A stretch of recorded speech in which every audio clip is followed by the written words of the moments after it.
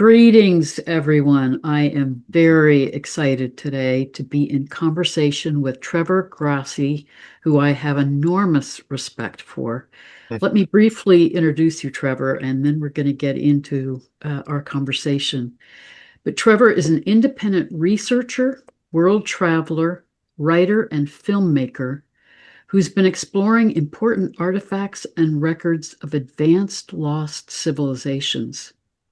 And he's done an enormous amount of research in Egypt in particular and has been studying and searching for the Hall of Records at Giza for almost 20 years and potentially now at Hawara. So we'll touch on that too. But I'd Mhm. love to explore with you, Trevor, some of all of what's becoming known about the underground structures beneath the Giza Plateau, some of the hidden Mhm. chambers in the Great Pyramid, the second Sphinx that may be getting discovered, and hopefully we'll also touch on Hawara. But Mhm. I have such respect for you, for your research, Mhm. for how you have been bringing so much of this to public awareness. So thank you.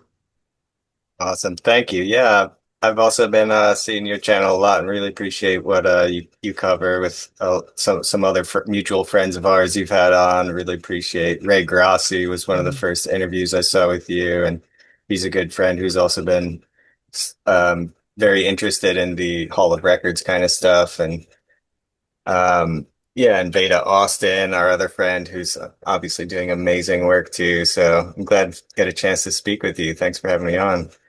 Oh, this is great. Before we get into some of the research, Trevor, say a little bit about how you got involved in this process.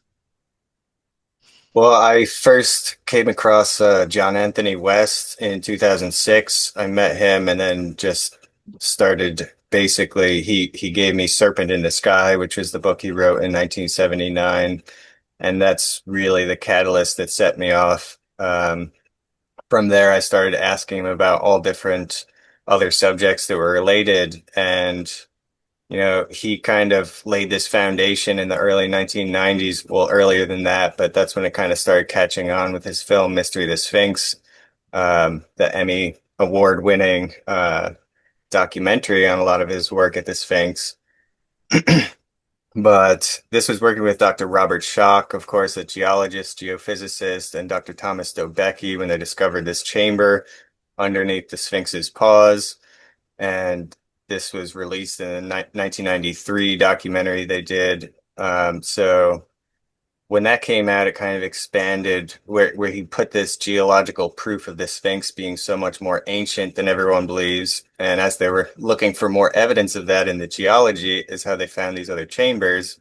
And so when they found the chamber anomaly A under the left front paw, anomaly B under the left shoulder, a couple chambers in the Sphinx enclosure, this opened it up to the whole question of Edgar Cayce's Hall of Records and all these other theories had been put forward in the past that the Sphinx may be way, way older than dynastic Egypt as a whole.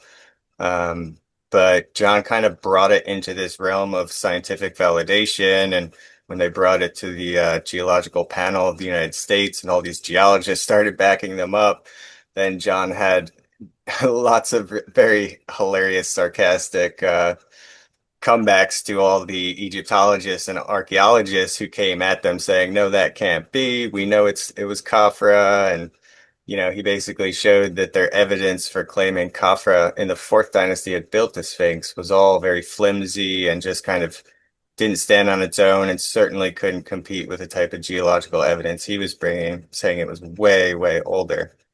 So that was the start. And then many, many years, I just spent talking with him about it, getting into Graham Hancock and Robert Schoch and Robert Bauval and Laird Scranton and all these other people who were building further on his own case for that stuff and kind of expanding this idea that generally, at least, we're not only seeing that some of these monuments, specifically Giza, were much, much older, but also that they had these records that were supposedly by every tradition said to be kept underneath the Giza Plateau somewhere, and that these records were in fact coming from a more ancient civilization. John was always careful how often he used the word Atlantis because it's one of the words you're not allowed to say when you're bringing up these discussions, at least as far as the archaeologists and Egyptologists are concerned, the academic ones, whereas the independents who are kind of jumping on this bandwagon were doing their own kind of Indiana Jones style, choosing to research the most important questions actually and try to find more information about that. So yeah, it kind of became this schism after John's work came out. And after I had met him, I was 18 years old when I met John, and for the following 12 years until he passed in 2018, I was just asking him, specific questions about different things. And then he would just give me books to read. I would read all the books and come back and ask more. So I really had him to thank for being able to cut through a lot of the just junk. There are thousands and thousands of books about Egypt, and John was able to direct me to some of these enigmas that were really the most important in his view, at least, and which, actually led to potentially some paths towards understanding better what was actually going on there. But he did a well enough job of just taking a wrecking ball to the standing narrative of the origin of civilizations themselves. And his work, expanded much more than just the Sphinx. He really had a gift for the esoteric language, and following in the footsteps of R.A. Schwaller de Lübeck, who had written this big book, Temple of Man, a genius mathematician, astrologer, alchemist. Schwaller de Lübeck had opened all these doors about how to find the interpretive keys to deciphering this esoteric language that's not just in the hieroglyphs, but in the statuary, in the temple construction, the architecture, and all of these. Yeah, a lot of it's in the architecture itself. So it's a language of harmony and proportion and measurements. And there's so many keys of that knowledge they had that are encoded into the way they put these stones together, and the mass, the weight, the size. All of it was so intentional. And he started pulling that apart and kind of being, in a sense, a sort of Rosetta Stone to the way they were communicating this language. So I often say that the Hall of Records, it's uh, probably takes multiple different forms. But part of it, at least, is in plain sight. It's just masked right into the blueprints of these structures, especially Giza. There's so much knowledge just encoded in its measurements, proportions, orientation, and whatnot. So, yeah, that's how it started for me. And then it's been many years of expanding into meeting with other people that are in any way tangentially related to, especially this question of what's under the Giza Plateau, what physical structures do we actually have proof of, and what other evidence do we have to suggest that there is actually knowledge down there that not only tell us about our origins, our history, and the dawn of civilization, but things that I believe could actually transform our modern world and actually propel us into a world where this sacred science, as Schwaller calls it, would be resurrected and could be used, and could really transform our world for the better, I believe. And that was really kind of what got me into it. I was seeing something was wrong with the world, but it wasn't until I met John that I really decided I felt the answer to that was in the ancient past. So I've been looking for those answers, and yeah, about 20 years now. Beautiful, Trevor. And that's where there are certain parallels between your work and my work, which has been so much about the processional cycle, which Mhm. the deeper you dive into that, and some of my getting involved in that research was due to visiting ancient sites like in Mhm. Egypt, in Peru, where you realize these sites were built by very ancient, advanced cultures. Mhm. But it reshapes our whole understanding of history to realize that the Sphinx is probably 12,000 years old and that these sites were reflecting such a sophisticated understanding of astronomy, mathematics, astrology, energy, light, acoustics, sacred geometry. Mhm. Yeah. Yeah, procession is a major key to it that John was bringing attention to, and I think it was because he was seeing so much of this knowledge of the processional cycle in Egypt specifically, but people were seeing it in other cultures too, like Walter Cruttenden, who wrote The Lost Art of Myth and Time. This book was completely focused on the processional cycle. And if people don't, I assume people watching your channel have some idea what that is, but this 25,920 year cycle, that's the most common figure given to it. But basically, this cycle is, as opposed to our modern understanding of just being primitive, cavemen and slowly working up to this point where we become very technologically advanced and um, the ancients were portraying the world as this waveform where we go up and down. We have dark Mm. ages and golden ages, and it oscillates between the two in this generally predictable cycle of approximately 26,000 years. So that's part of what goes along with what John was saying, because his first book, even before Serpent in the Sky, not his first book because he had other books before that, but they were more satirical, like short stories and stuff where he was just getting political and being very the way he is to archaeology, but to basically the whole world, pulling apart all these corruption and things. And but his first book to do with ancient knowledge was called The Case for Astrology, and that's where he came across the work of Schwaller de Lubic's as he was researching that book.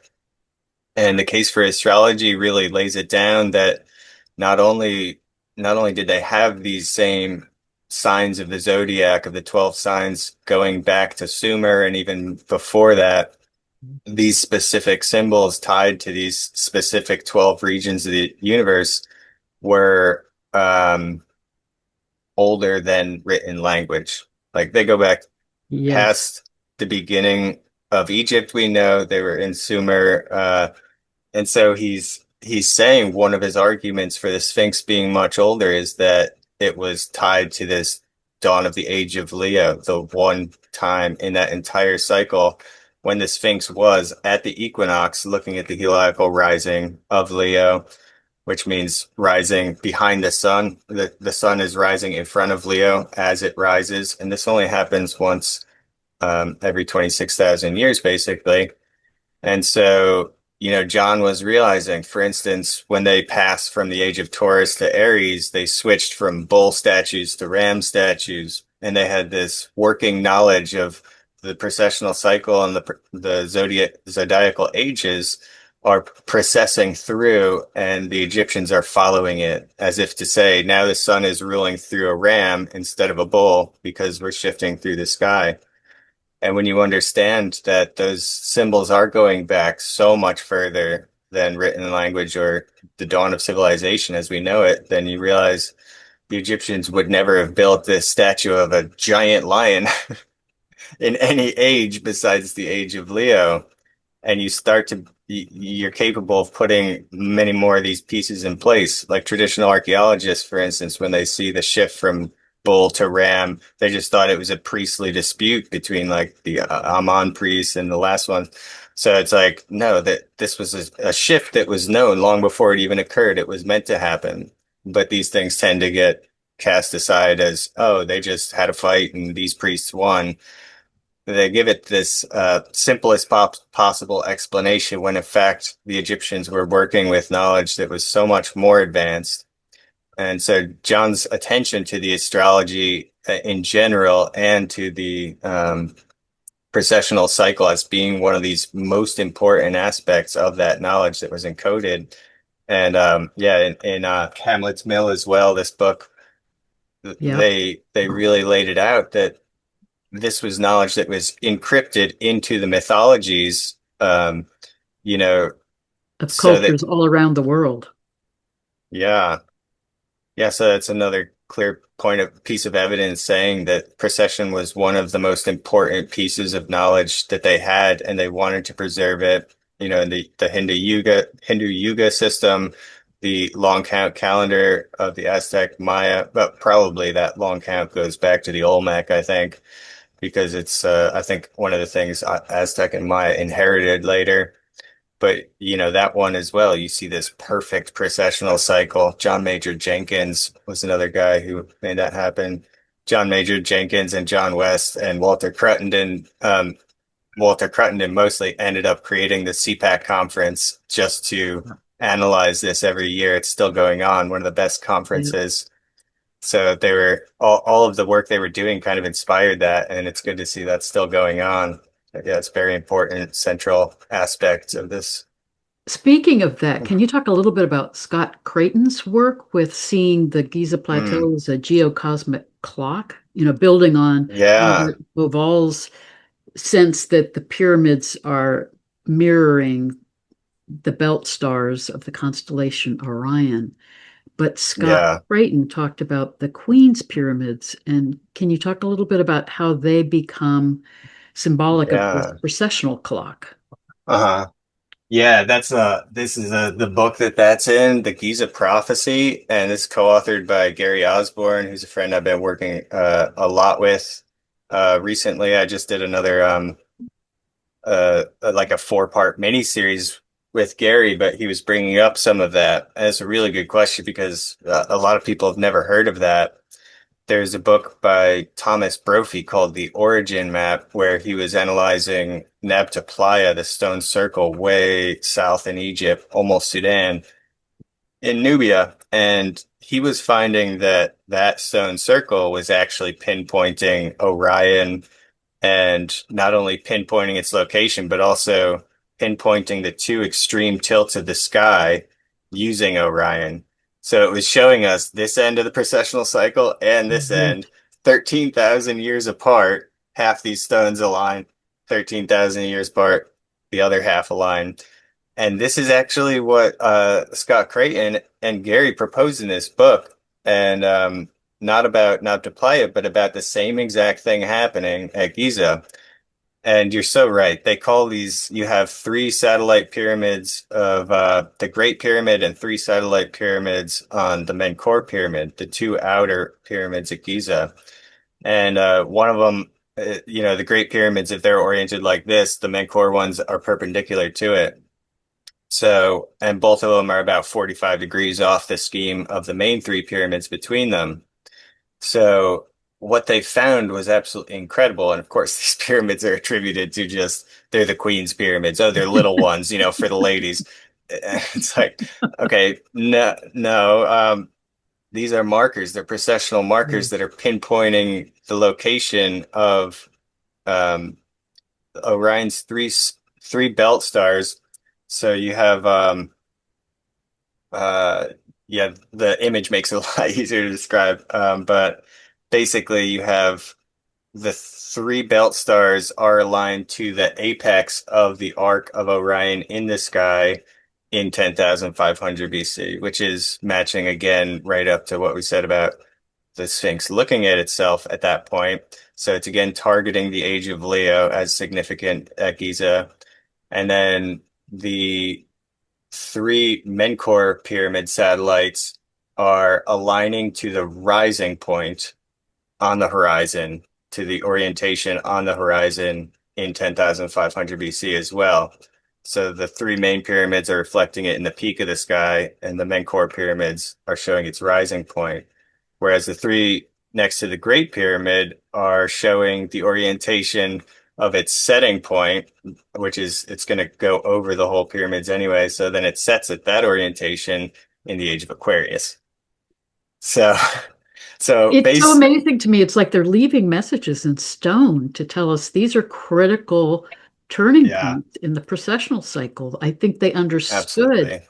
what we know from the Hindu Yuga cycle that we go through 12,000, depending on how you determine the processional cycle. I think it's 24,000, but you go through Mhm. this period of ascending consciousness and then descending consciousness, and they're marking those critical turning points. Yeah, exactly. That's a really good point because the Leo and Aquarius are not just two of the 12 signs, but they're also a very important. They're basically Plato called this the great year. And so within that scheme, if you just call the winter the dark ages and the summer the golden ages, then Leo and Aquarius are the two equinoxes of the great year. And these are the points when we actually cross the galactic plane. Yes. So I think this is related to the symbolism as well, and not just at Giza, but the Sphinx being a lion, tying it to the age of Leo. I think that same association goes further to say that it's associated to the halls of records, because it's at the end of the age of Leo, or at the age of Leo, approximately, is when you would bury these records after a long golden age, and you'd got together all this knowledge, and you know that now it's got to traverse another 12, 13,000 years until the age of Aquarius, which is the age we're just coming into now, and the time when we always get to open these record halls back up. So long as the consciousness level of humanity at that point is raised to a certain level where we can start reinterpreting all this hidden cryptic language that's actually telling us this amazing knowledge, just through these symbols. So I think the theme of a cat actually is a global one that's tied to these underground repositories where they put all the highest knowledge so that it can last. So yeah, I believe we're actually meant to open up all these record halls today. And as humanity reaches that level, we're crossing the threshold where we're going to be able to be entrusted with some of this knowledge that's still, I think actively guarded as well. So that the wrong people don't get their hands on it, but when we're ready, it can be used to rebuild the next golden age, basically. So not just the astronomy and physics that's implied in this sacred science, but also medicine and energy. These are two very important things. There's healing knowledge and energy production and storage, both important factors. How do you store energy and how do you generate it in a safe way? And what types of energy are you using as well? Like in the Yuga system, sometimes they define it actually by what types of energy. Like, oh, okay, you figured out electricity and magnetism. All right, you're maybe just coming out of the dark ages, but there are finer forms that you use when you get higher up, I think. That's what's extraordinary, that as all of this is coming into our awareness, that it may support us in this evolutionary leap of consciousness, which is what happens at these critical points in the processional cycle. We go through Mhm. earth changes, but major shifts in consciousness. Yeah. So talk some about, well, before we get into some of the underground structures of the Giza Plateau, in one of your videos, and I'm going to put links to your YouTube channel and your sites below, but you do a piece in one of your videos that's absolutely brilliant on why the Great Pyramid is so important in terms of its orientation in relationship to pyramids around the globe, and it's being centrally located on the earth masses with the continents, so that it's a Hmm. critical central point Hmm. energetically and esoterically, and why the Hall of Records is probably somewhere in that vicinity. Hmm. Yeah, well, Casey said similar things to what I just mentioned, that, this would be coming out very soon when the human intellect is commensurate with the type of knowledge that's in there. But yeah, I think he said specifically that this record hall was brought from Atlantis and placed under the Sphinx, in the vicinity of the Sphinx. I think we're pinpointing the actual location more and more, as we reveal more of this research and research from the Edgar Casey Foundation itself, the ARE. Um, but yeah, it's also implied in the fact that, these pyramids all across the world, it's really important to understand that, as I often say, it's all one construction. Not just all of Giza, but every pyramid on Earth is part of a single construction. They were all systematically located on these ley line grid intersections. They were all, these places where the pyramids were put. They were not chosen, they were discovered. They spent a lot of time finding out where the energy is coming up out from the planet, and then you put the pyramid on top of it, or a temple, or a pyramidal type temple like Angkor Wat, or all the ones in Mexico, Corral in Peru. and thousands of pyramid sites across the world, many that just look like hills. And as you say, I absolutely believe that the Great Pyramid is, in a very real sense, the keystone of the entire thing. Because, as you mentioned too, the geographic center of gravity of all bodies of land above sea level on Earth is very close to Giza. It's one of the things, it's not exactly there, but it's one of the things, one of the reasons why it's where it is. And that, yeah, there's several other things about its location that are phenomenal, where it's like, okay, it was positioned exactly this way so that it would be, coming out to the speed of light in its longitude or this or that. But there are so many things like that that you realize, like, how did they possibly find a place on Earth that was so perfectly all of these different things at once? And then, all this other further kind of implications from its slope angle, from its base perimeter, from its perfect orientation to north, which gives us a clue that if the Earth had gone through some of these changes, like in Maps of the Ancient Sea Kings, Charles Hapgood and Mhm. Immanuel Velikovsky, some of these guys who started talking about the Earth's crustal shift displacements of the entire crust at once. You realize the Great Pyramid must have been built after the last one of those because it's perfectly oriented to the cardinal directions.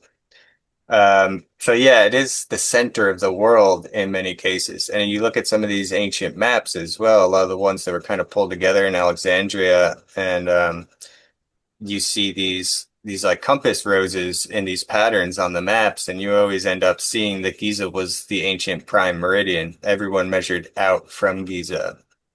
And I think actually in some of those earlier, not the last stage of exploration we think of as the first one, but in earlier times when they were traveling, I think they may have actually used these grid nodes on the ley line grid, this icosahedron grid that's overlapping the whole planet, to actually navigate rather than longitude necessarily, because yeah, you could actually dowse your way there. You could just move towards the next energy point and then tell where on the planet you were even. It may have been an easier way to do it because longitude's really a tricky one to figure out unless you have a clock, basically. You need a clock to know what time it was in the port you left from if you're traveling east or west. So Graham Hancock that up a lot as Mhm. well, that longitude was a major challenge. And maybe they were measuring out from the pyramid to these other points, and that was helping them to solve that issue potentially. But Um, again, it shows the amazing sophistication of these advanced cultures. So, talk yeah. some about what you're exploring in terms of these underground structures beneath the plateau and how they may Mhm. be guiding us in discovering the Hall of Records. Yeah. Well, I've started working a few years ago with my friend Bill Brown, who had done all of this work. When I discovered what he was doing, I really dove into that and tried to help him with moving forward on the projects he was trying to do, because he had done all of this work going back to, again, like 2006, when he was working with Dr. Abbas in the National Research Institute of Astronomy and Geophysics at Giza. They did these GPR scans all along the Sphinx Causeway, and a few other places up by the Great Pyramid.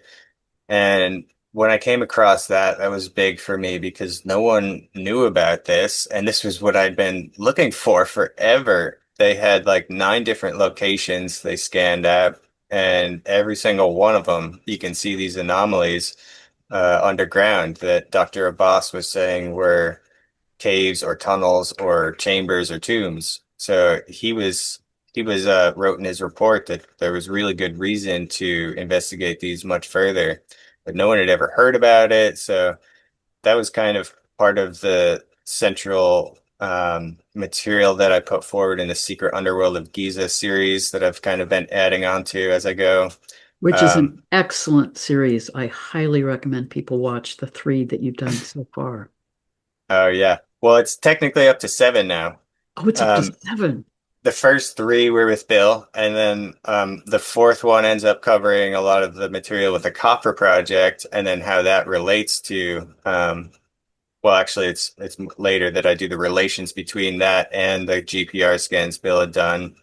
The fifth one gets into this material about the documentary that I found in from the 1990s, and this was really big Mm. too because this is to do with this tunnel that's actually going straight from the Sphinx to the Middle Pyramid, and it's passing directly underneath the third level of the Osiris shaft, which is another very important, part of the whole underground mystery that I think connects right down into that tunnel and is essentially the master tunnel connecting to everything. In part six, after that one, I did one showing that that same tunnel according to these Rosicrucian maps that Tim Hogan had given me a map that was supposedly the source map used by Harvey Spencer Lewis, and these maps that were put out in the 1930s that no one ever knew where they came from. But this source map supposedly came from 1932, a bit earlier, and suggested the guy who drew it may have actually been there with Salim Hassan when he was doing these excavations. And so, it's building this whole case. And then part seven was the last one I did where I brought Bill back on again. And that one with Bill, we go through this evidence that came from the Edgar Cayce Foundation, where they're showing these diagrams of how this pyramid of records that's buried underground and hidden is connected to the right shoulder of the Sphinx. So that's Casey had given these readings saying that there was this, some of the records, at least, he described it as the tomb of records or the pyramid of records, or sometimes just the hall. But he said that they basically said they were north of or east of the Sphinx, between the Sphinx and the river, connected from the right shoulder to these chambers. So these were some of the diagrams from the ARE themselves that had never been released. I got permission to release where they're showing how that subterranean pyramid could be connected to the Sphinx itself. And these cross sections going down and aerial image basically showing that it's suggesting that their idea of it, at least, was that it could be basically exactly where Bill and I were already focused on this property that he called the horse stable that he had purchased back around 2010 because his wife, who is a master dowser, had detected all these energy signatures all around the plateau. And this is how they pinpointed where to do the GPR scans as well. But they had also found one in the village outside the wall of the plateau at this place we call the horse stable. That's what it was at the time. And so, yeah, this map from the ARE basically pinpoints the pyramid of records directly underneath this horse stable. Even though it's somewhat hypothetical, it was pretty amazing that they were showing it right there.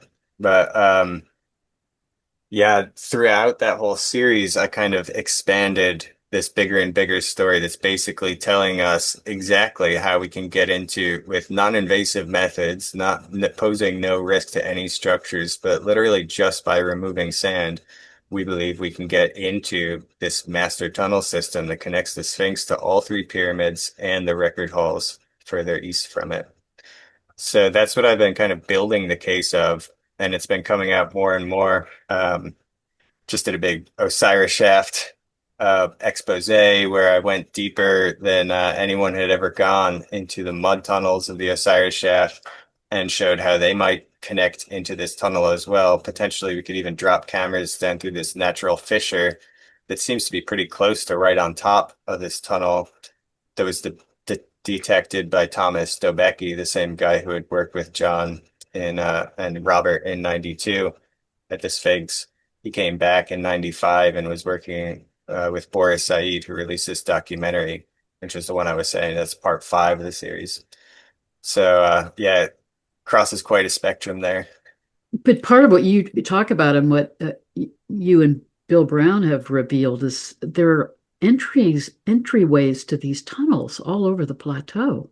So, like you're Hmm. saying, there could be ways to access them and explore that, but you're really describing this very elaborate Hmm. underground network throughout the whole Giza plateau beneath the surface. Yeah, yeah. Well, I recently did. I took the time to actually zoom into the aerial Google Earth view of the plateau and actually place a little red arrow on every shaft I saw. And Wow. I needed to do this, so I spent the hours it took. But I'd been estimating very, very conservatively, saying like there's a couple hundred in each of these three, the southern, the eastern, and the western cemetery are these three areas where you just have these shafts all over the place, and the mastabas, these above ground tombs they call them, but they're like pyramid bases almost, and they each have big shafts inside them, on top of them, and then there's much more smaller shafts all around them. So I finally did the count, and yeah, there was something like 300 in the southern cemetery, like 500 in the eastern, or something like that. But the western cemetery, over 1,800 shafts. Oh my goodness. That's So, extraordinary. and a couple hundred of them at least were not even visible like 10, 15 years ago. So we haven't found them all. That's very clear as well. In total, it came out to 2,800. I'm saying 3,000 shafts is a fair guess to say there's at least 3,000 shafts at Giza alone. This is also including what's called the Solar Cross area down further to the south, which is also really important. And there's at least 250 shafts down there that have only been uncovered in the last 20 years as well. And we never even heard anything about what was found down there. So, I'm deep diving on the Osiris shaft. This is, of course, a very important one because it's central, right underneath the Khafre Causeway. I call it the Sphinx Causeway because, I don't think Khafre actually built these things, but I do think he helped. I think he and Khufu in the Fourth Dynasty did have some hand in renovating or repairing at Giza, but yeah, I think I made the point that you just said is that there are actually 3,000 chances to get into that underground system without doing anything other than removing sand, which isn't even digging. It's really not even excavating. It's more just clearing sand. So I think this is a project that's going to take us at least a century, and we need to get it started as soon as we realize how important it is. There were many different expedition or excavations from Herman Juncker is a big one in the Western Cemetery, George Reisner, Salim Hassan, Howard Weiss, Perring. But a lot of the times, I mean, none of them had GPR. None of them had remote sensing that they could use at the bottom if they got to the bottom of these. So a lot of them have been filled back in since they've been excavated, a century or more ago for the most part.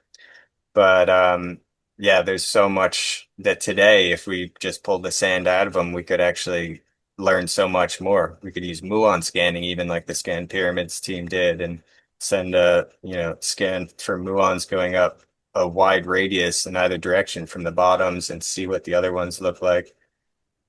And yeah, a lot of the views we did have from some of them from Dr. Abbas in 2006 along the Sphinx Causeway, especially, were showing anomalies right next to both sides, the east and west of the Osiris shaft. There are chambers right next to it. And this is something the Copper Project SAR scans as well showed us too. So That you were everything's very showing involved in. us. I know you were involved with Biondi and Hmm. Malanga in that whole exploration. Yeah. Yeah, I ended up being the guy who shared those images to the world. Not sure if the world was ready for them, but I had come in contact with them because I was looking at this stuff with Bill's work, and Bill had he had found this structure underneath the Great Pyramid Causeway as opposed to the Sphinx Causeway. The one coming off the Great Pyramid instead of the middle one, there's this other structure that's very similar to the Osiris shaft. It's got shafts going down to like at least two consecutive levels underground. And then this long corridor of like 100 chambers, longer than a football field, this corridor going down with chambers on both sides. And then a tunnel going from the main part of it straight underneath the pyramid. And he built this model that was based on an eyewitness description from this guy who was in the village and actually had gone down in there when his house was on top of it and he illegally excavated it. and that was busted in 2019. There's a police raid video that we shared in this series. And there was another one in 2015, just south of that, another one where they admitted in the newspaper article that this was a tunnel heading straight over to the Great Pyramid. So there's two or three from that area alone, just right around the Great Pyramid Causeway, two or three tunnels heading straight over to the Great Pyramid. But the one in the model that Bill had built, which no one else had seen, was, um, I was one of like five people who had ever seen this, and I had that model when the 2022 paper came out from Corrado Malunga and Filippo Biondi, and they showed the exact same tunnel under the pyramid. Like we had the pyramid right here, and they showed the tunnel here, and then it was just coming out this way to the temple. And it's like when I overlaid these two models over each other, they intersected right in that section of the pyramid. So I was like, this has to Just be more for a reason. confirmation. Yes. Yeah, I had to. And also my friend Manu Safeside had done a kind of analysis of some of the technique and method and what they were finding. And that really was one of the things that convinced me to take these guys seriously because it was pretty shocking. They showed 20 never before detected um, chambers or structures within the Great Pyramid. And it's just the 2022 paper I'm talking about, not the stuff later last year where they came out with all the things under the giant structures under the Coffer Pyramid and all three pyramids. But even just showing these 20 structures, the Scan Pyramids team had been working for quite some time and only kind of detected two sort of zones where they thought there was something, North Face Corridor and then the large void above the Grand Gallery. But Filippo, he detected so much stuff.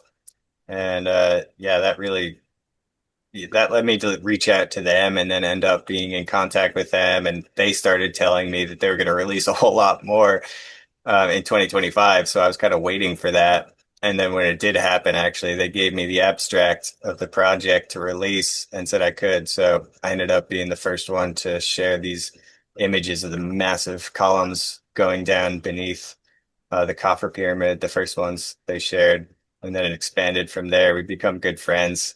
Was just in Italy for their second Sphinx release of all that information as well. I want to talk Um, about that, but before we do that, can you say a little bit more, Trevor, about I was absolutely fascinated by this discovery of these other chambers in the Great Pyramid yeah. and your thoughts about that, especially the large chamber that you think may be really key to the Great Pyramid. Mhm.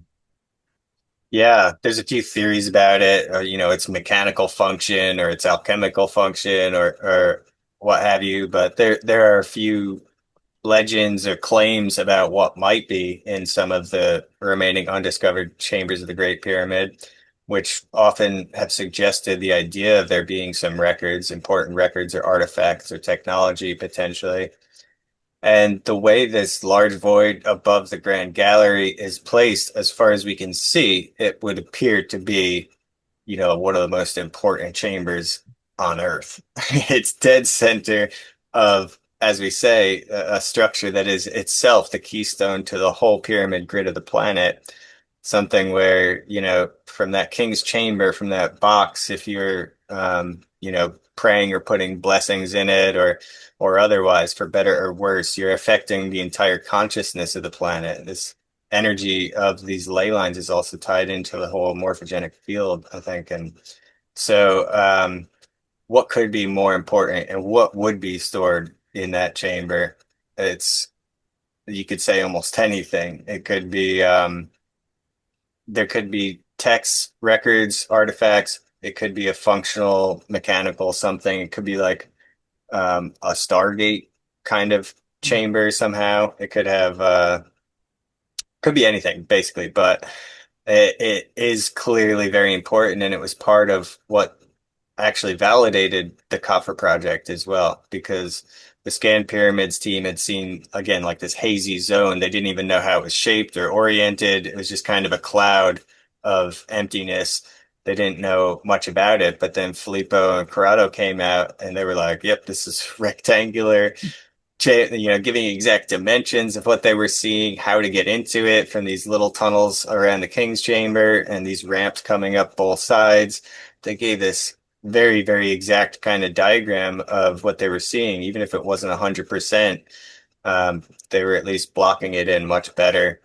And they also did the same thing for the North Face corridor, which is coming in from the main entrance. And that was the other one the Scan Pyramids team as well had said, well, there's something here behind the chevrons. But Filippo in 2022 had drawn it as this square shaft going straight in towards like the top of the Grand Gallery, basically. And when the Scan Pyramids team sent the endoscope in 2023, the year after his paper, they showed he was dead on. They showed it was this skinny square corridor. Um, Except actually that Filippo's went further, like almost all the way to the Grand Gallery, whereas what we saw was just a shorter chunk of that. And so the back wall of what we saw may be a false wall, and you can go through it and it goes further. That would be the logical conclusion because the section we did see was exactly how he portrayed it. So, yeah, the large void has been a big focus of mine because, like I say, that was what originally how I paired the GPR stuff or the temple that Bill had found with the model of the Copper Project's Great Pyramid. And from that point in time, I ended up getting well, we basically could see from the Copper Project model that if this tunnel does connect right to it that way, then it would be a direct path into that chamber. So I was invited on Matt Bell's podcast, Limitless, and he had recently, before that, just announced that he was funding the work to try and get into that chamber, the large void, as we're calling it.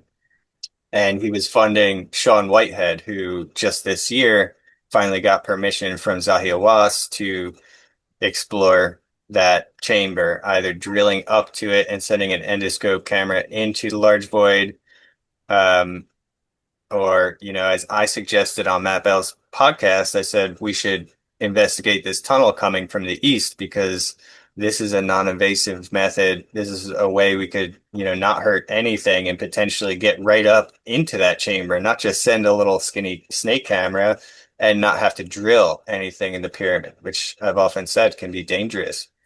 I think it was back in the 80s actually that Zahi had drilled in. If you go into the Queen's Chamber and the passage into the Queen's Chamber, there's these three little bolt things like coming out of the wall. This is where they drilled three holes and the sand started pouring out and they didn't know what they'd done. So it's, these things can be pretty risky and we obviously don't want to if people were drilling in the Great Pyramid, a couple centuries ago or something, then we're going to be confused about it today. Was this ancient or, you know, not to mention it could actually damage it.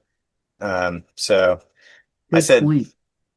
let's try at least see if these tunnels from Yeah. the east are going to connect straight up into it. So I don't know if he mentioned that idea to Sean Whitehead or not. I don't know Sean Whitehead personally, but I would like to talk to him about this because now he's saying that by the end of this year, he's going to get an endoscope up in there. But I'm not sure if he might be open to this idea of trying to. There are many people who are actually trying to excavate that area to the east under the causeway. Me and Bill, we were trying to push to get a professional project there. But then we were starting to hear that other countries were interested in it after we made this whole film about it. That was part three of Secret Underworld, where we showed the entire model and explained all that. So yeah, I still think that it's very clearly, I'm hesitant to say what's in there, but it's clearly, one of the most important chambers ever detected. Um, and if we can get in there, I think it's really important to bring a lot of attention to it because we also have this very clear history of the authorities sweeping it all under the rug. Yeah. They get into these places, they raid them, they take them out, and they sell them on the black market.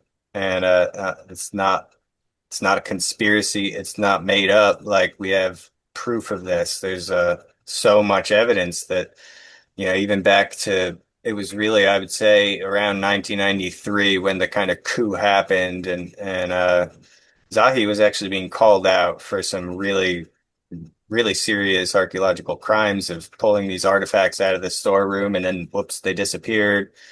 And somehow he just kind of got out of all these investigations and kind of took over for this guy Ibrahim Baker, who was actually fighting all of that and pretty boldly calling him out, and basically was forced out of his position. He was Zahi's boss back then, and this Mm. is the reason why John and Shock actually got to do the work because of Baker. And he was kind of forced out of office. And I think I'm going to do a big video on this soon because it's really important. Where it was like Dwight Eisenhower when he left office and he said, "Beware, I've seen the enemy." Like there's this bad thing with the military industrial complex. Yeah. Baker basically did this when he was ousted from his position as head of the EAO, the Egyptian Antiquities Organization, it was called back then, before the Supreme Council and all these other names they made up, the positions they invented just for Zahi afterwards. But Baker basically called out the whole system at that point, and he said, "There's a mafia that's controlling everything here. There are people who are treating the plateau as their own personal private property." And he basically pointed the finger right at Zahi as like the head of these rotten apples, he called them, in the but basically he was pushed out after, and he went out with this speech saying that, but then he was kind of sidelined, and poor guy, he should be the head of all of it still today. But he basically single-handedly took on this entire black market mafia and said, "Look, the bad guys have just overtaken the ministry. Now the black market is the ministry." And we know this has been happening, 30 years now. Since then, it's just been more and more. The corruption is infiltrated higher and higher into the ministry itself. So it is a Which real is so thing. tragic when this information is so vital for us as humanity. Can Yeah. you talk more about the second Sphinx and some of the research indicating that there, in fact, is another Sphinx that's buried there on the plateau? Yeah. Well, that was a bit newer. It was a few months ago, Filippo was kind of talking about how he was looking at more of these horizontal connections underneath, but then Damiano Paras, another friend of mine, had put forward this book, The Dawn of the New Sphinx, where he proposed the position of a second Sphinx um, in that position where Filippo scanned and found it. And this was just a hypothesis, not just a theory. He wasn't claiming there was one there, but he said because of these different alignments and the solstice, and it's kind of mirroring the position of the Sphinx we know on the other side, looking west. And of course, we have this evidence from the acre symbol, very ancient symbol, these two lines back to back. And the dream steel has these images of two sphinx. There's plenty of suggestion of that possibility, not to mention the Egyptians built two of everything. They balanced Mm. everything. Yeah. Everything was right and left brain hemispheres, and this effect was always so balanced. So it just makes sense on a very fundamental level. But he basically sent this theory over to Filippo, and Filippo said, "All right, I'll give it a scan, take a look." And he just did a low resolution free one because some of this SAR data you have to pay for the higher quality. But he did find these three shafts underneath that mound, basically. And this is in the Western Cemetery as well, where I'm saying it's surrounded by 1,800 shafts in this area. So he took a look at the low resolution and he found these big shafts. So he got the higher resolution imagery too, and he basically just like sliced this thing like a deli meat, basically. All these uh two-dimensional slices, tomographic images of it until he reconstructed this entire shape that he said, "Yeah, this is looking like a sphinx." And so I was covering this with him as he was announcing it. The day his very first announcement with Matt Bell came out about it, I actually recorded another interview with him and George Howard, my friend who runs a Cosmic Summit conference. And so that was like the first thing out, basically after it was announced, with him updating a little more. And I covered it in a couple different videos. And then he basically at a certain point said, "All right, I'm 100% sure this is a Sphinx." And he said he did all these scans he saw like the Nemes headdress of the fourth dynasty. It looked, at first we thought it might be a lioness, which is what we think the original Sphinx was before it was recarved. That's largely because of Manu Safzadeh's research has proven, like, I think, made a definitive case that it was Mihit, this lioness. By the way, I love your Sekhmet mood behind you here, your statue and your Yep, that's right. because yeah, That- Sekhmet. It's funny, Sekhmet. It's like you can hear the name Mehit almost within Sekhmet. Sekhmehit. Mehit is another ah, lioness goddess, which the Sphinx originally was, we think. So, um, both of these, there's nothing better than a female lion to guard the treasures because the idea is to be a spirit that's going to differentiate between those who are worthy and those who are not. So those who are her cubs, she's going to protect and allow inside, and those who are the enemies are going to get shredded to bits because she's not kidding around here. fierce So protectress. So are you saying, yeah, Trevor, that the second Sphinx would be facing due west? You know, the current one is facing due east. So yeah, they would be back to back in essence on the plateau. Is that right? yeah, which is goes along with like the acre symbol or the dream steel image. Yep. Yeah, they're It, uh, well, I was just going to say, it feels to me like it would add to this way in which the plateau is this geocosmic clock, because it would mhm, mean then that the two at the age of the beginning of the age of Leo, when the Sphinx was facing due east, facing the stars of mhm, Leo in the sky, the other Sphinx would be seeing the setting stars of Aquarius.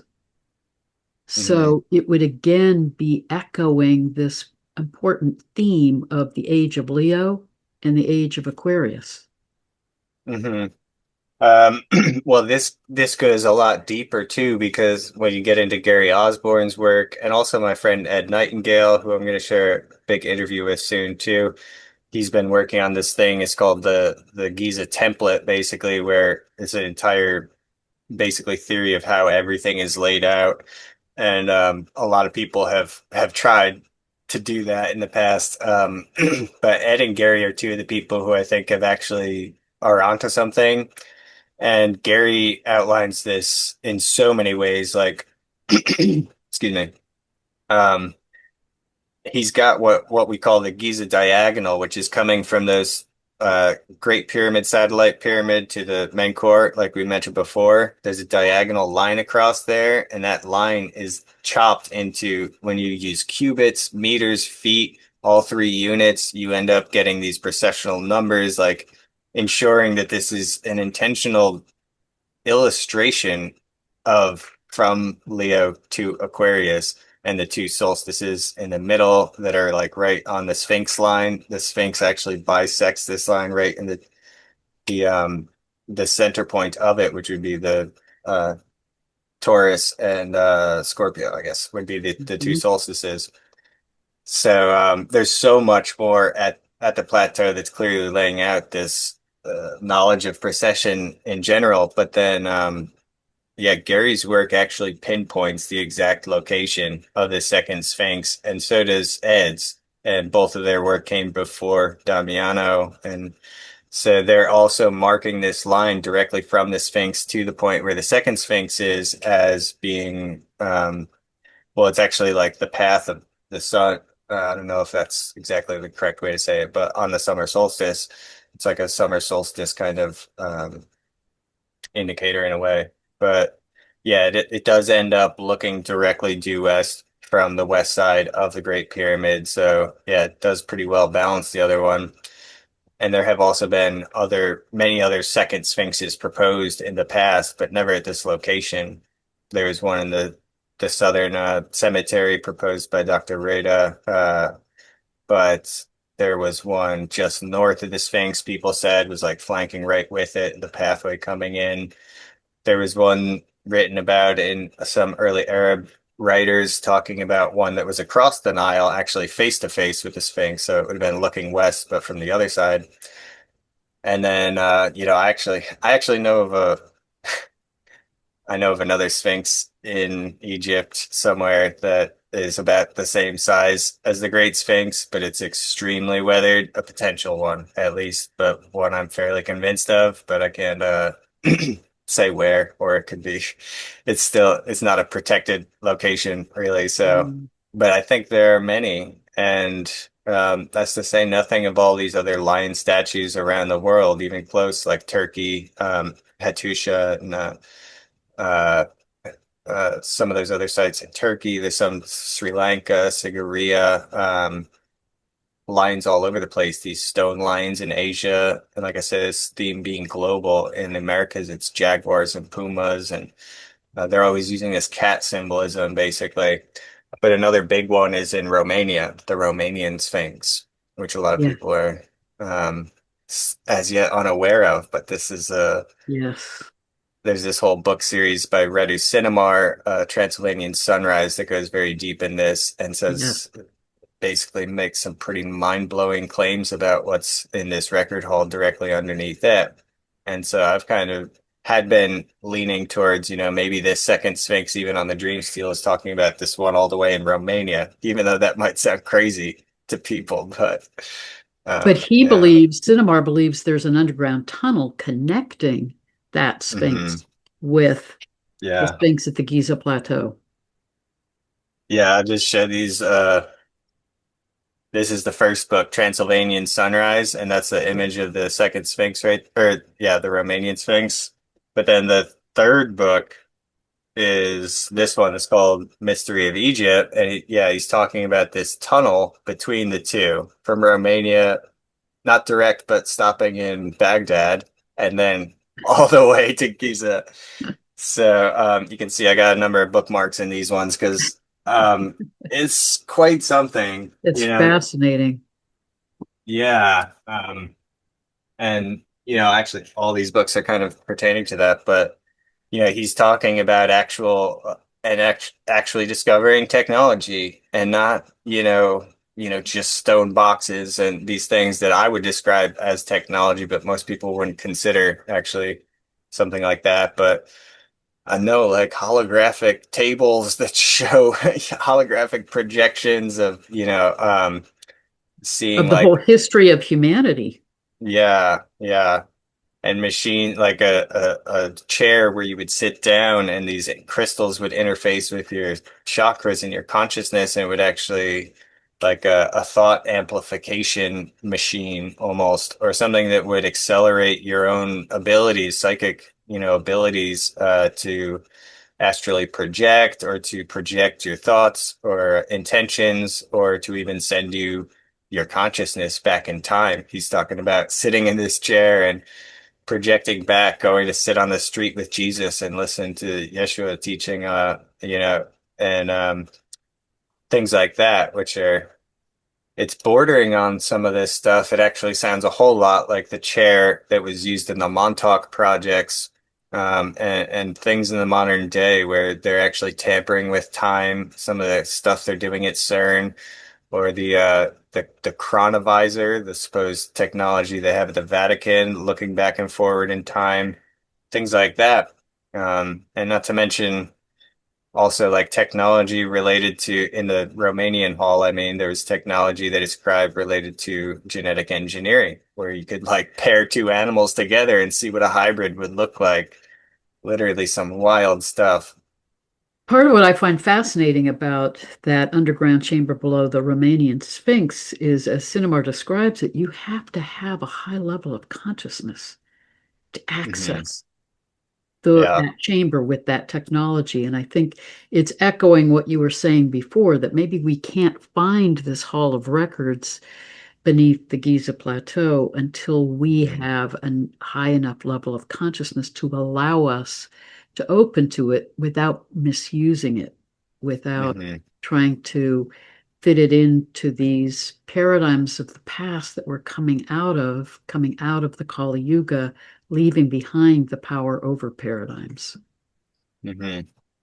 Yeah, definitely. I would describe it like a nuclear technology that has, could have some great, applications, but it could, of course, be used by the wrong people for some very could end the world if the wrong people, in a big way. And so I think there were these protections put in place. And when we're talking about these people bringing the records from Atlantis, Casey was talking about three in particular, one in Egypt, one in Guatemala, which I'm also working on, and a third that's under the ocean. But then there are many, many other record halls all over the place.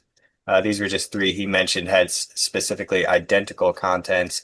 But then we have, this one in Tibet that was described by Lobsang Rampa, The Cave of the Ancients. This is a book going back to the 60s or 70s. I can't remember.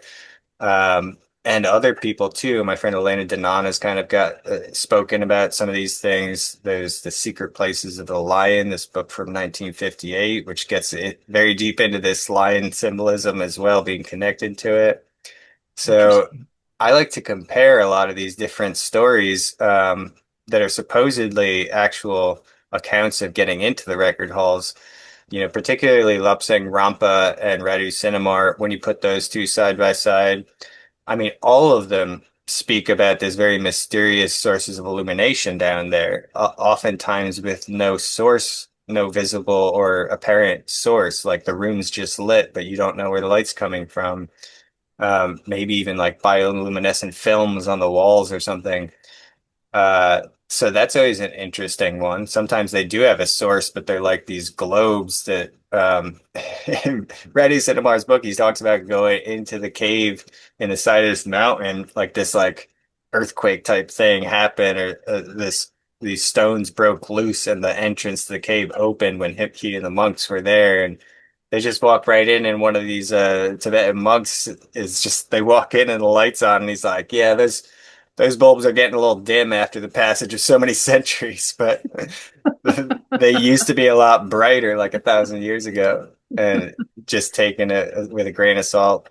Even this guy, Ray Brown, he'd gone diving off the coast of Bimini and supposedly found this whole pyramid site. And he went into where he found these statues in a circle around this crystal. And apparently the lights on the bottom of the ocean were still on in this chamber. It was still illuminated. So there's a lot of these very specific details that I find between the different accounts that make it hard to just dismiss them out of hand, even if it's relying on the word of some individual. Or yeah, I've been working on trying to track down Radu to have a conversation, Good but luck with that. thank you. I've been working for quite a few years. I've found some kind of promising leads, or at least realizing why it's impossible to find him, and how you might get around that. But yeah, I think there's good reason why it, He's it's been not. keeping himself quiet, but that would be amazing if you could connect with him. Yeah, yeah. I've at least met with some of the people who have written some of the forwards to those books, but it's interesting. Peter Moon wrote the forward to the some of the English translations because he wrote some kind of strange things in there, and I wasn't sure how I felt about it, but he it was interesting because he also co-wrote the books about the Montauk experiments with Preston Nichols, and who Right. was the guy who did them all. And so there is a crossover there, like this chair that I'm friends with a lot of Montauk survivors who they were part of these, they went through the horrible, horrible conditions as children, and all of what you see in Stranger Things in that series, they're portraying it pretty accurately. These kids were taken and try to find if they had these psychic gifts because it doesn't show the chair there necessarily, but this was supposedly the chair that came from the Roswell craft, according to some people. That was an interface for the consciousness, exactly like this chair that's described in under Giza and under the Romanian Sphinx. They talk about one in each. So it's really interesting that that's kind of the case. And these kids were being, the Montauk projects, a lot of it was time travel experiments or projecting consciousness back, or even physically projecting back in time, possibly, or they were trying to. So, yeah, supposedly the chair from the Roswell craft had some ability to do that. Like if you could actually operate the ship by your consciousness, you could also use it to look back or forward in the timeline. It's so extraordinary what's being discovered and uncovered in terms of that potential Hmm. advanced technology.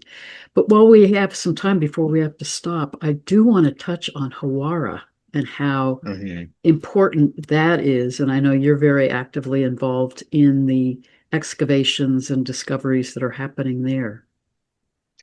Yeah, well, not officially, but on the outside, I've been working on it. And I guess that's an important distinction to make because people have been, yeah, trying to confuse the water, muddy the waters here. But we've been, yeah, basically, Lewis was the one who in 2008, Louis de Cordier created the Mataha expedition. And after hundreds of years, thousands of years, all the work at Hawara had basically led to the conclusion, mostly by Petrie time, at least Sir William Flinders Petrie, that this giant, massive underground labyrinth that the early historians talked about was gone. And he'd found the ancient floor of it, and everything had been mined out and taken. And they were pulling stones from the site for centuries. Like the whole town was, they were taking stones out. And but a lot of this was Roman era stuff and things like that. So Lewis in 2008 was the first person to actually create this project, which was again Dr. Abbas, the same guy with the uh, National Research Institute of Astronomy and Geophysics, who was working with Bill just a couple years earlier on the plateau. He ran the project, and he's amazing, by the way. He's one of my favorite guys doing this work, who doesn't often get credit for it, and then his reports end up getting heavily censored, where he clearly wants to tell us more than he's allowed to. But he's the one who's working there again now today because in 2008, the Mataha expedition had basically proven to the world that no, the labyrinth is still there. We're looking at the ceiling, it's underneath it, and it's many levels underneath it that are still there. So the GPR he did with a boss back then, really created everything that would started the ball rolling that in 2014, 2015, and Bill Brown had also worked in 2008 and 9 back there as well, but with a separate team. And they were also doing GPR, but around the pyramid itself, not in the labyrinth area. So between the two of them, they kind of covered the pyramid and the labyrinth and found some of the entrances as well. So that's why I've highlighted a lot of Bill's work, working with this Rockwell University and Cairo University. We're running that project. But then 2014, 15, Dr. Carmen Bolter got interested in it because of some of Lewis's work. And Carmen was also working with John Anthony West and Baval and Hancock with her great series, The Pyramid Code.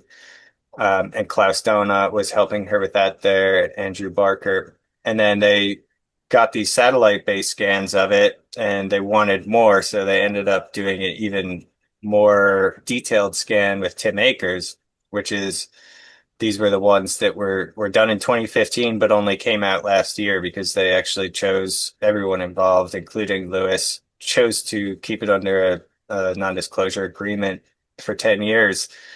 And yeah, it just so happened that, the NDA expired the same year as the Copper Project comes out, showing, really just getting everyone into this idea of satellite-based remote sensing, and be using that for archaeology. And Lewis was really excited about all the stuff I was releasing with Bill and the Secret Underworld series and about the new Copper Project stuff. And so um, he released these new scans as soon as that NDA was up in his just blog, basically, and a couple articles.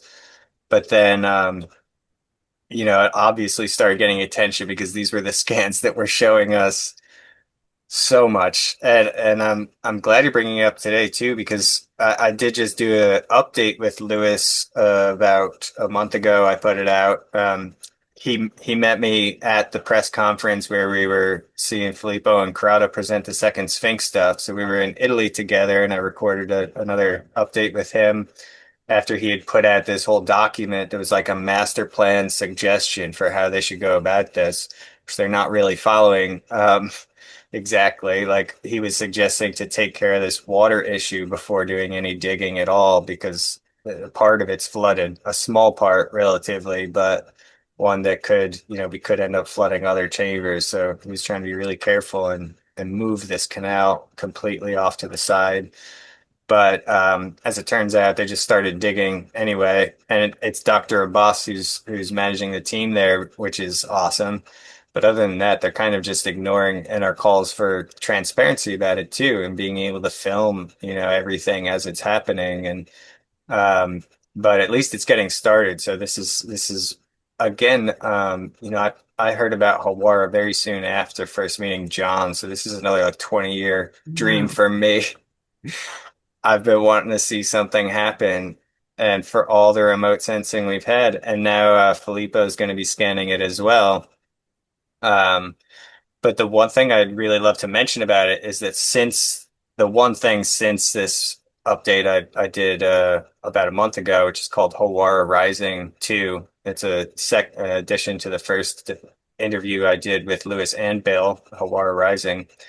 So Hawara Rising 2 catches people up pretty well to it, but after that, we had mentioned in that one actually that these tapes, recordings of Tim Akers, because he's since passed. So is Carmen Bolter as well. So um, Tim, uh, these scans show us so much, but we really can't understand what we're looking at without an SAR expert. Well, I think it's basically SAR. It's very similar to what Filippo's doing, but it's proprietary as well. But um, it really is worth less if you don't have him to explain what you're looking at. So he's pointing at the projection and he's pointing to all these things, pointing out lines of columns within the rooms we can see, details that are just so thrilling. There are two wooden boats there, the size of Khufu's solar boat at Giza, the giant boat. There are two of them, not even broken apart, but in full form, as if they were parked on the, like just docked in that very ancient version of what this canal once was, which is sometimes associated with actually Joseph from the Bible, Yusuf's canal. Uh, but the more modern one is like right on top of it. So this footage is incredible. We were trying to get it released. There was some dispute about ownership of the footage itself, but finally, someone released it, and it's over 2 hours of Tim describing this stuff. And he's a boat expert as well. And he's also suggesting potentially one of these two boats could have been Cleopatra's boat, actually. Even if it's a long shot, maybe, but there are many connections between Cleopatra and Hawara as well. She's mentioned there. So there's that, and some of the other. There's just a few things in that video that are bringing forward details on a level. Basically, what my favorite part is where he's talking about. He described this central hall that's like 100 by 40 meters. It's like the size of a football field, basically, the central gallery, and that it's open on both sides up to all these other floors, these different levels, like a shopping mall in the middle, is how he described it. But then he's giving us more details about this 40-meter object at the center of it, which Lewis had written in his article, um, was like this, basically Tim had said it seems pretty clear that the entire central gallery of this entire 3,000 chamber complex was to house this one central object, which was 40 meters, freestanding, and metallic, according to him, but with a material signature unlike anything he had detected in his entire life, his entire career in radar. So he's actually showing us and explaining some of that, which until then, until just a couple weeks ago when it came out, was only really mentioned by Lewis. I'd heard about this thing like years ago. I've been talking with Lewis, but I wasn't allowed to share it either until. So this is the first time we're seeing Tim actually describing it, and he's not only like pointing out where it is in the image, but he starts showing all these other objects around it that are also freestanding objects in that main hall. And he basically goes as far as to say, like, I'm sure this was like a museum exhibit, essentially. It's set up like a museum. Like this is repository of these artifacts, statues and stuff that are all around this central object, as if it's like the gem, the Grand Egyptian Museum, but the old one, like the museum of pre-Diluvian history potentially. So it Yeah. goes very much hand in hand with all of our understanding that Hawara was a type of archive or library with all these stories and knowledge carved into these incredibly precious, hard stones. Um, and all these descriptions from Herodotus to Strabo and Pliny the Elder forward, none of them had the words to really explain. Any of the ones who actually went in and saw it, just they're like, I can't even, Well, they said it was even basically. beyond the Great Pyramids in Hmm. in how extraordinary it was. Yeah. It's Herodotus even said one line where he said it was more than human greatness wow. that he was observing. And so this is one of those lines that's like, wait, what? Say again? What was that? More than Well, human? What does that mean? I think we're going to have a whole other conversation about that, Trevor, because there is a lot of indications in ancient Egypt of these potential interactions with other galactic beings. So I could Yeah. talk to you for hours. I think this is a good place to close this conversation for now, but I would love to Mhm. have you back and talk more in depth about some of this. But again, I'll put your Mhm. links below and thank you so much for the extraordinary work that you're doing. Awesome. Yeah, thank you so much. I'd be happy to come back again. But I really appreciate it. And yeah, I appreciate your channel and all these good conversations you're bringing forward. Love talking about precession, ancient knowledge. The uh, the off-planet or extraterrestrial question regarding Egypt is something that I am going to actually do a video about soon. I'm going to be presenting about this at Disclosure in Mackinac, my friend's conference coming up. This is only my second conference I've ever done. I don't do them often, but it's going to be a really fun one because I've kind of touched on that subject before and kind of, tapped into it, but it requires a lot of kind of backup to yeah, give more context about how much the Egyptians actually knew about, off-planet stuff. And I've gone deep on the Stargate uh hieroglyphic evidence of Stargate technology and knowledge that's very central to the Egyptians, though everyone's found ways to ignore it this whole time or things like that. So that subject, I'm gonna hit that subject pretty hard uh coming up soon. But yeah, I'd love to come back another time and talk more with you. I really appreciate it. Thanks for having me. That would be great, Trevor. Thank you. And thank you to Yeah. all of you listening.